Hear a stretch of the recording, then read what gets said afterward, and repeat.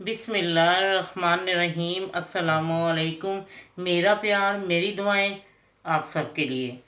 आज मैं जो आपको रेसिपी दे रही हूँ ईद की मुनासबत से है। और चूँकि हर घर में मटन और बीफ और हर चीज़ पकती रहती हैं, तो ये मैं आज जो आपको रेसिपी दे रही हूँ है तुर्किश लोगों की, लेकिन ये यूट्यूब पे मेरा ख्याल है कि पहले दफ़ा, क्योंकि कुछ चीज़ें होती हैं लोग जो घरों में एक्स्ट्रा आदत होती है कि चलो ये बना लेते ये मैंने इतने साल ये बनाया ना, मैं आपको बता। और मुझे जिन लोगों ने खाया था उन्होंने रिक्वेस्ट की। हर साल मैं यही सोचती हूँ अच्छा मैं दूंगी बड़ी ईद पे, क्योंकि घर में गोश्त तरह होता है कि नहीं जाके जायके के साथ इसको बनाया जाए। तो ये इसको आप कह सकते हैं mutton with veggie steam with vegetable, या इस तरह जो कोई नाम दे ले, मैं तो मुझे नहीं पता वो लोग क्या कहते हैं। वो इस तरह ये नहीं कि सारे तुर्की बनाते हैं, लेकिन ये है कि आपको यूट्यूब पे ये रेसिपी नहीं मिलेगी। आज पहले दफ़ा आप यकीन करें कि आप जब एक दफ़ा बनाएंगे ना तो बहुत ही आपको अच्छी लगेगी और ट्राई करेंगे बार बार, क्योंकि जिन लोगों ने मेरे यहाँ खाया था उन्होंने बहुत रिक्वेस्ट की थी कि ये ज़रूर दें आप ईद पे। तो चलो ठीक है, मैंने इसके लिए मटन लिया है और इसके मैंने छोटे छोटे इतने पीस जितना आप मर्ज़ी ले लें, मैंने इस अंदाजे से लिया है। ये देखें इतने इतने पीस कर लें। और इसके बाद प्याज एक वो भी बड़े साइज़ का मैंने लिया, उसके भी ऐसे छोटे छोटे क्यूब काट लिए, रफली काट लिए ऐसे। आलू है उसको मैंने रफली काट लिया है, ठीक है। और इसके अंदर क्रश काली मिर्च या पिसी हुई जो मर्ज़ी डालें, मैं क्रश डालूंगी। और तकरीबन 2 टेबल स्पून भर के मैं इसमें ऑयल डालूंगी। और नमक और हल्दी वो मैं आपको डालते हुए दिखा देती हूँ कितनी डाल। मेरा ख्याल है आपने ना इससे पहले सुनी होगी और ना खाई होगी, यकीन करें बहुत टेस्टी है। एक दफ़ा बना के ट्राई करिए। प्याज और ये पोटैटो, आलू भी मैंने इसमें डाल दिए। अब मैं आपको दिखाती हूँ जो बाकी चीज़ें डालनी है। नमक इसमें हाफ़ टी स्पून से मतलब आप हाफ़ टी स्पून जितना लगा लें, क्योंकि मैं हमेशा अंदाजे से चीज़ डालती हूँ, तो हाफ़ टी स्पून लगा लें, ज़्यादा भी नहीं, ठीक है। और ये हल्दी, ये मेरा आइडिया है। वो जो जिनसे मैंने ये देखी थी रेसिपी सीखी थी, वो लोगों ने भी हल्दी डालनी शुरू कर दी है। और अब इसमें मैं 1/4 टी स्पून, या ज़रा थोड़ी सी ज़्यादा डालें, मुझे तो अच्छी लगती है ज़्यादा, कोई बात नहीं, पेट में ही जाना है, सब कुछ हज़म हो जाना है।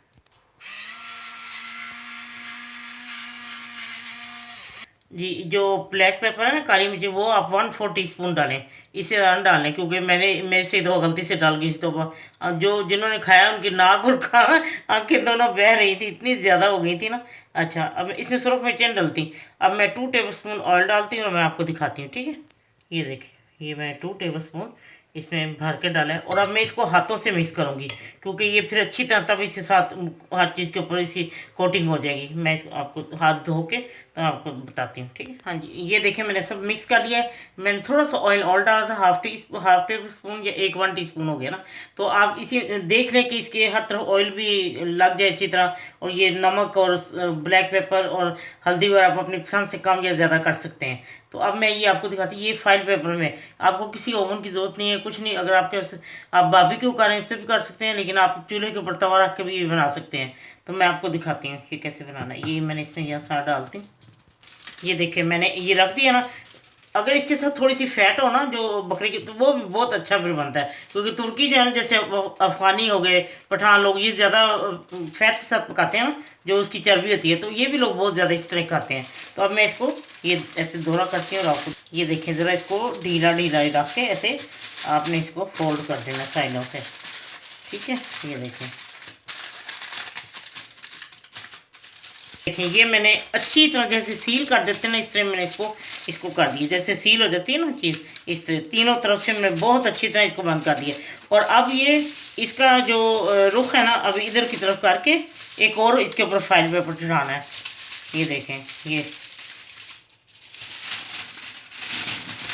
वो देखें, मैंने वो जो तरफ है वो अंदर की तरफ करना है।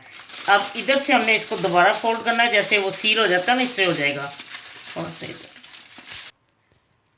लीजिए, ये देखिए मैंने इसको जैसे सील बंद कर दिया ना दो वाले फॉइल पेपर में।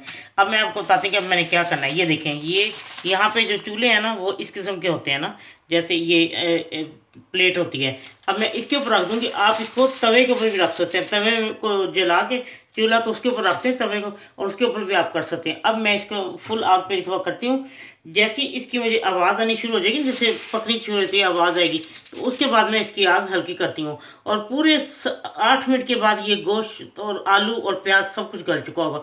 लेकिन अभी इसको मुझे स्टार्ट हो लेने दें। जैसे ही इसकी मुझे आवाज़ आनी शुरू होगी पकना, फिर मैं आग आहिस्ता कर दूँगी, बहुत हल्की। ये देखें, आपने ठंडे तवे के ऊपर रखना है, आहिस्ता आहिस्ता जैसे उसको वो गर्म देखिए, जब ऐसी आवाज़ आनी शुरू हो जाए ना, फिर आपने आग को बहुत हल्का कर देना है।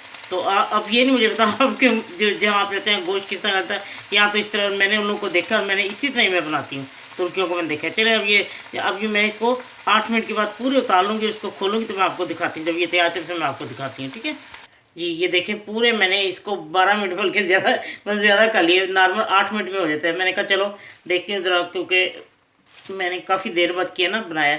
तो चलिए अब मैं उतार के इसको प्लेट में रखती हूँ और मैं आपको दिखाती हूँ खोल के, ठीक है। मतलब 12 मिनट में रेस्ते हो गए थे कि 8 मिनट मैंने बिल्कुल इसको आग पे ही रखा था और फिर मैंने चूल्हा बंद कर दिया था ना। तो मतलब 12 मिनट के बाद मैं इसको खोल रही हूँ।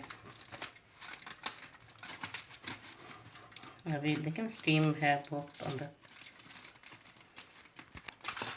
ये देखें गोश्त भी गल चुका है और ये आलू क्या सब कुछ। ये देखें पूरे आपको 8 मिनट ज़्यादा, बस इससे ज़्यादा नहीं। ये देखें अब मैं आपको दिखाती हूँ, अभी इसमें स्टीम निकल रही है। ये देखें गोश्त बिल्कुल गल गया। ये देखें, ये देखें, इतना मैं कहती हूँ आपको इसको खा के देखें जो इसका टेस्ट। ये देखें, ये आलू देखें टूट रहे हैं। ये देखें प्याज भी इसी तरह ही है। ये इतनी जल्दी ये गलता है, सिर्फ इतना नरम हो जाता है और ये इतना टेस्टी है ना कि मैं आपको बता नहीं सकती। आप ये है कि जब बनाएंगे आप देख लें इसमें नमक और ब्लैक पेपर या वो कैसे उसका आपने टेस्ट आपको कैसा कम या ज़्यादा अच्छा था, उसी के मुताबिक आप डालें। आप यकीन करें इस ईद पे बनाएं और जब आप मेहमानों को खिलाएंगे तो आप यकीन करें कि आपके मेहमान यकीन ही नहीं करेंगे कि ये 8 मिनट के अंदर ये बिल्कुल परफेक्ट हो गया। तो मैंने इसको 8 मिनट के उतार लिया था, समझ लीजिए चूल्हा बंद कर दे वो, लेकिन स्टीम में। बाकी मैंने कहा एक दिन पड़ा रही, इतना हाथ खोलूँगी तो स्टीम हाथों में पड़ेगी। तो आप यकीन करें इसको बनाएं और सबको खिलाएं और दाद वसूल करें। ये एक नई चीज़ है, यूट्यूब पे पहली दफ़ा है और तुर्किश है डिश। तो ठीक है, बनाएं खाएं और फिर ज़रूर मुझे बताएं कि आप लोगों को कैसी लगी है। और हल्दी अगर आपने ज़्यादा डालनी है वो ज़्यादा डालें, ब्लैक पेपर या नमक, और ऑयल भी अगर ज़्यादा डालना है वो आपकी मर्ज़ी। जब खाएंगे फिर आपको पता लगेगा किस चीज़ की कमी है। अच्छा, उसके बाद ये है कि बच्चों को बड़ों का सबका ये फेवरेट है। और ईद की आमद बिल्कुल, ईद के हम बिल्कुल नज़दीक पहुंच गए हैं। जब आप ये ईद पे बनाएं खाएं तो मुझे भी दुआओं में याद रखें। खुदा ताला आपको ऐसी हज़ारों ईदें देखना नसीब कर, आपका हर दिन ईद जैसा हो। तो ठीक है, बनाएं खाएं और फिर मुझे ज़रूर बताएं कि आपको ये तुर्किश डिश कैसी लगी है। बहुत इसकी रिक्वेस्ट मुझे आई थी इसलिए। चलिए ठीक है, जब आपका दिल चाहे आसान और मज़ेदार खाना खाने को तो आइए ना रिदा के किचन में। प्लीज़ सब्सक्राइब करना, लाइक करना और कमेंट्स देना ना भूलें। अल्लाह हाफिज़।